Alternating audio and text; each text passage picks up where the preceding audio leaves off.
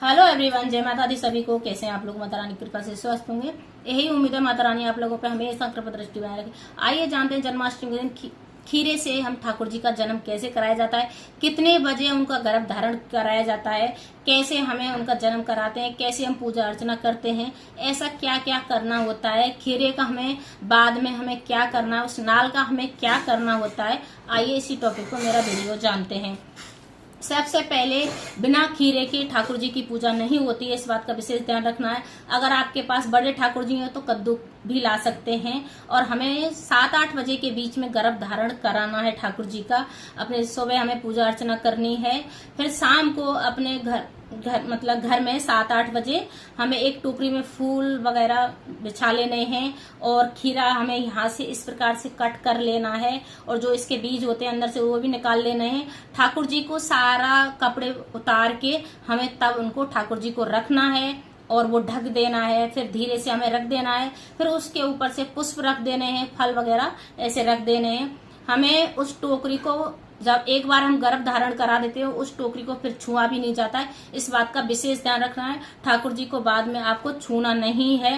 रात के 12 बजने के बाद ही ठाकुर जी को छूना है। उसमें धीरे धीरे उस टोकरी को हमें खोलना है, धीरे से ठाकुर जी को निकालना है। हमने और निकालने के बाद हमें ठाकुर जी की फिर हमें नाल काटनी है। तो नाल हमें चांदी का सिक्का होता है, सबसे बेस्ट माना जाता है। अगर चांदी का सिक्का नहीं है आपके पास तो 1 रुपए के सिक्के से भी आप नाल काट सकते हैं। धीरे धीरे ऐसे आराम से, देखो ऐसे कट जाता है। ये नहीं चाकू से कहीं नाल नहीं काटनी है, कहीं चाकू से काट दें, देखो इस प्रकार से खूब कट जाती है अच्छे से।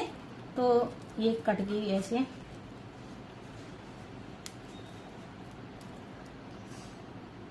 इस प्रकार से काट के आराम से कट जाती है। कहीं किसी पैनी चीज से काट दें या उससे नाल नहीं काटी जाती है, तो इस बात का भी विशेष ध्यान रखना है। देखो इस आराम से इसे नाल कट गई है। इस नाल का हमें करना क्या है, सुबह में अब उस सिक्के को और इस नाल को हमें रख देना है। फिर सुबह में जाके अपनी तुलसी के नीचे हमें दबा के आना है।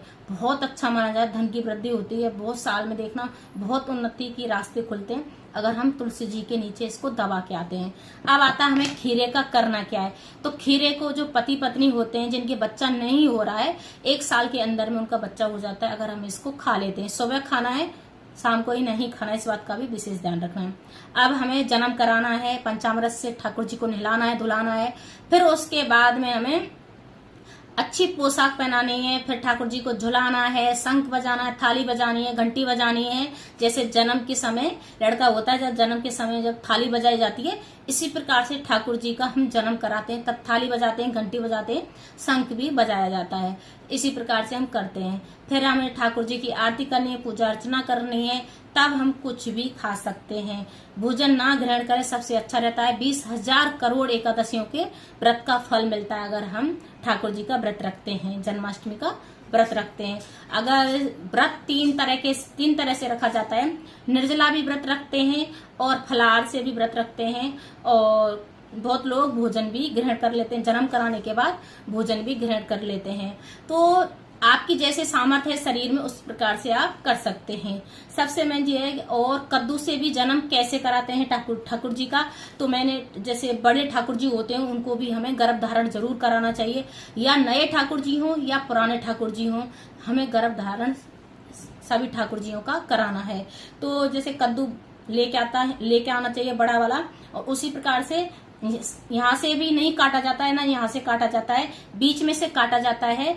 और काट के उस ठाकुर जी को अंदर रख देना है, उनके बीज वगैरह निकाल के।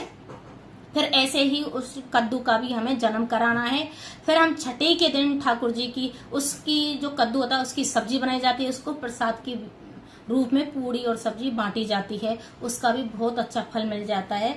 अगर आप जैसे करना चाहते हैं उसी प्रकार से कर सकते हैं, पर बिना खीरे के पूजा नहीं लगती है। जन्म जरूर कराना चाहिए अगर आपके घर में ठाकुर जी विराजमान है तो। अगर नहीं है तो कोई बात नहीं है, पर ठाकुर जी जिसके घर में है उसको विराजमान उनको जन्म जरूर कराना चाहिए। अगर मेरी वीडियो अच्छी लगी तो लाइक करें, शेयर करें, कमेंट करें, सब्सक्राइब करें और हरे कृष्णा जरूर लिखें, क्योंकि जन्माष्टमी और हरे कृष्णा जरूर लिखें, उससे बहुत अच्छा होता है। अगर हम उस दिन ठाकुर जी का नाम ले रहे हैं, उनका जाप कर रहे हैं तो बहुत अच्छा माना जाता है। सबसे मेन चीज है, मैंने आपको वीडियो में क्लियर सारी चीजें बता दी किस प्रकार से जन्म कराया जाता है। कल मैं फुल वीडियो बना के बताऊंगी पूजा करके किस प्रकार से हमें पूजा अर्चना करनी होती है। तो आइए जानते हैं। खुश रहिए, जहाँ भी हैं अच्छे रहिए, स्वस्थ रहिए हमेशा।